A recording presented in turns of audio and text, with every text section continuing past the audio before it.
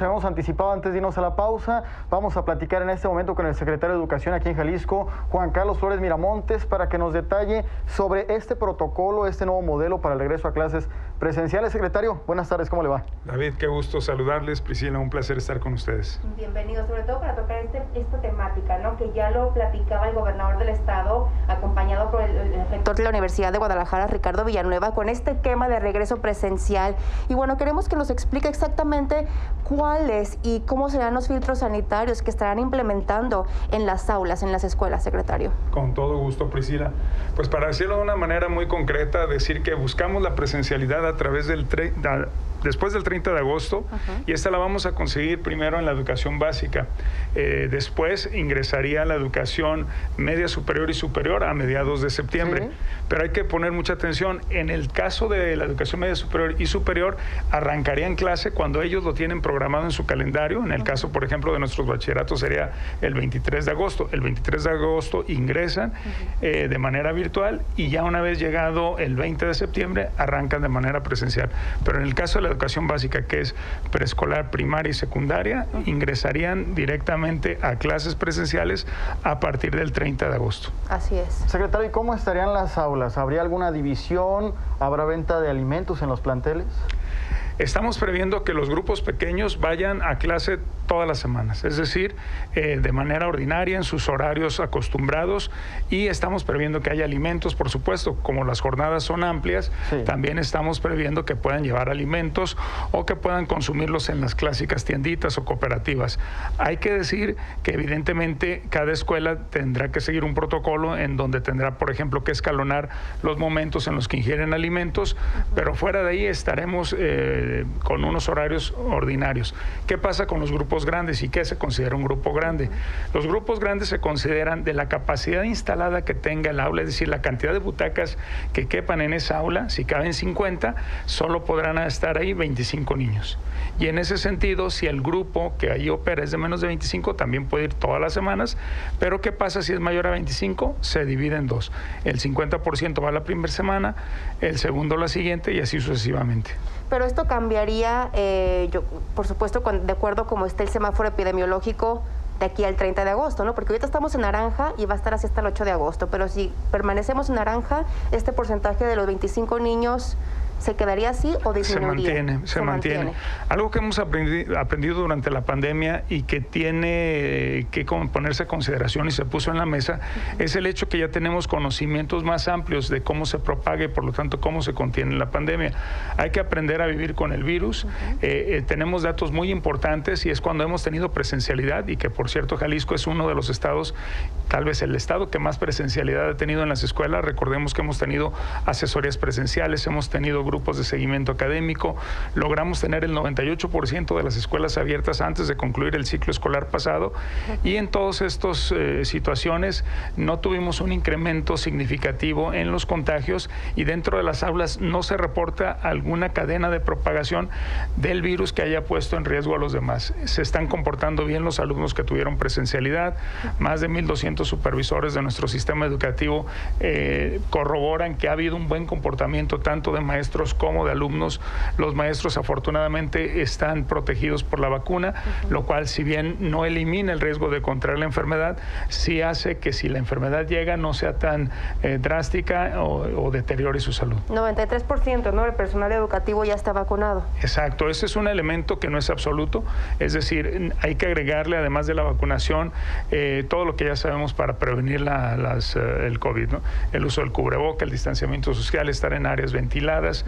Las escuelas tienen muchos espacios que tenemos que verlos como una nueva alternativa para celebrar procesos de enseñanza-aprendizaje, no solo las aulas, también los laboratorios, los domos, hasta una sombra de un árbol, claro. Si las condiciones del clima lo permiten, son propicias, porque tenemos una prioridad, y es que los niños regresen a las escuelas, porque como lo hemos visto en los distintos estudios, para ser concretos en lo que hemos hecho en la Secretaría de Educación Jalisco desde que está la pandemia hasta hoy, es que hay una afectación, por supuesto, y esta afectación sobre todo es para los niños que viven en comunidades pequeñas, que tienen una dificultad para conectarse, o niños que viven en comunidades donde al padre y a la madre les implica trasladarse por mucho tiempo a sus su trabajo, y eso hace que estén mucho tiempo solos los niños. Ahí hemos observado un deterioro en los avances, que si bien no es grave, si dejamos que corra el tiempo lo podría hacer, pero también hemos observado que hay muchos niños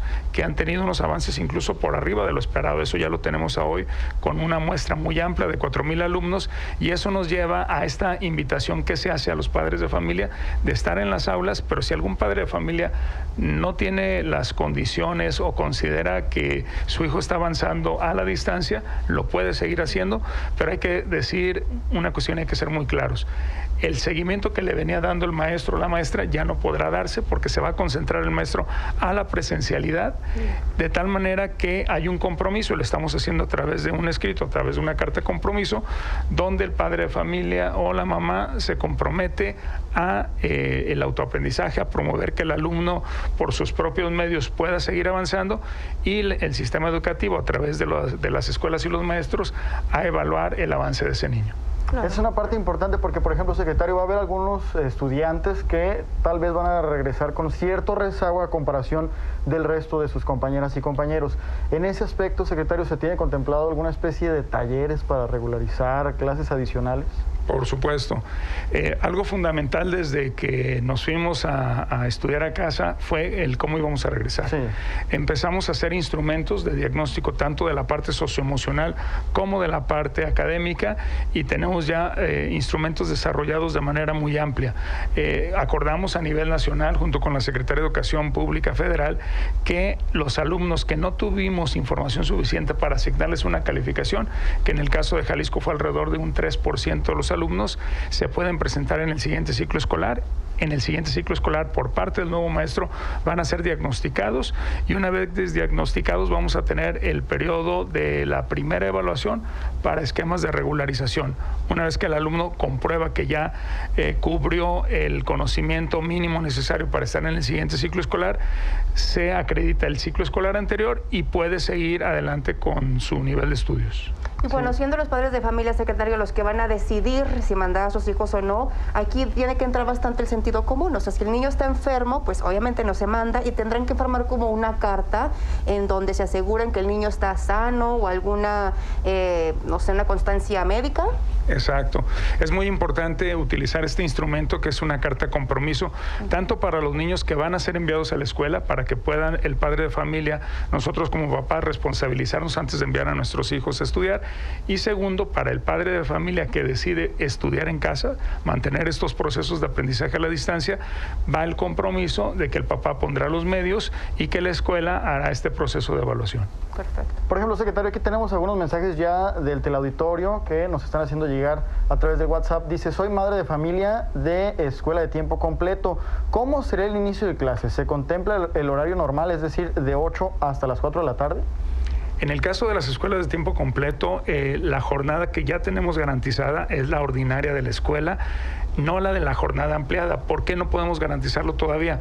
Porque este es un aspecto que depende de la federación. El programa de escuelas de tiempo completo es un programa muy valioso que tiene más de una década operando, pero que en los últimos años se ha puesto en duda porque el gobierno federal no ha enviado lo que cuesta el programa de manera anual, que son alrededor de 300 millones de pesos, y que a la fecha en la que estamos todavía no tenemos la certeza de que el programa va a tener el financiamiento adecuado. Por primera vez en este año cambió la característica del programa. Ya no se ejerce a través de la Secretaría de Educación, se ofrece a través de la Secretaría del Bienestar, y la Secretaría del Bienestar no ha contestado el cuestionamiento que le hace Jalisco para entender cómo va a operar el programa y nosotros poderle dar la certeza a nuestros compañeros docentes y directivos de las escuelas de tiempo completo. En síntesis, seguimos insistiendo, y una vez que corroboren la Secretaría del Bienestar Federal que el programa sigue, entonces daremos a conocer los horarios en jornada ampliada.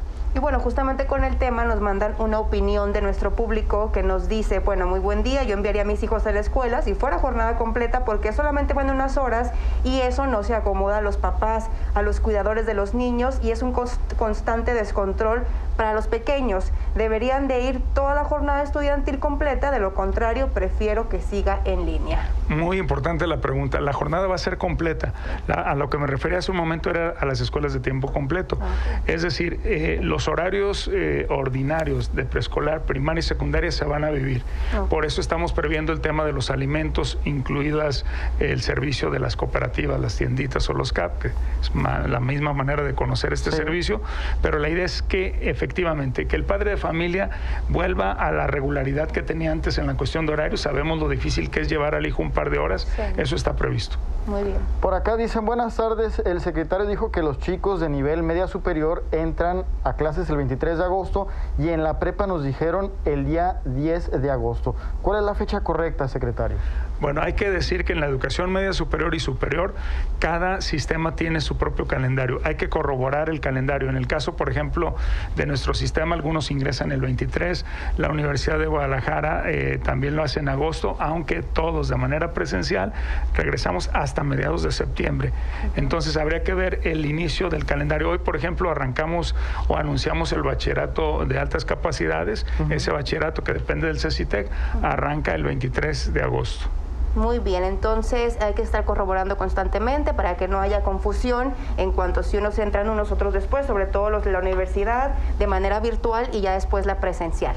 Exacto, esos calendarios ya se difundieron en cada subsistema. Perfecto. Ya son conocidos, pero sí son varias fechas, tanto de la educación media superior como superior. Lo que es un hecho, lo que ya está definido es el 30 de agosto, todos la educación básica de manera presencial y el resto de los sistemas que habían iniciado virtual en agosto, esperemos que ya para septiembre tengan presencialidad. Perfecto, pues le agradecemos, secretario, que haya venido aquí a Telediario Vespertino a aclarar todas las dudas y sobre todo a tener ya los puntos y que los padres puedan tener más tranquilidad, ¿no?, con este regreso a clases presencial. Así es, no va a ser sencillo, pero vale la pena, tenemos que cuidarnos mucho, el virus no ha desaparecido, no hay que ser ingenuos, hay que tener todas las precauciones debidas, pero también es muy importante recuperar la presencialidad en las escuelas. Así es. Eso es muy importante. Secretario Juan Carlos Flores Miramontes, muchas gracias por esta charla. Nosotros continuamos con más, es momento de ver cómo están las condiciones del pronóstico del tiempo con Emily Quiñones.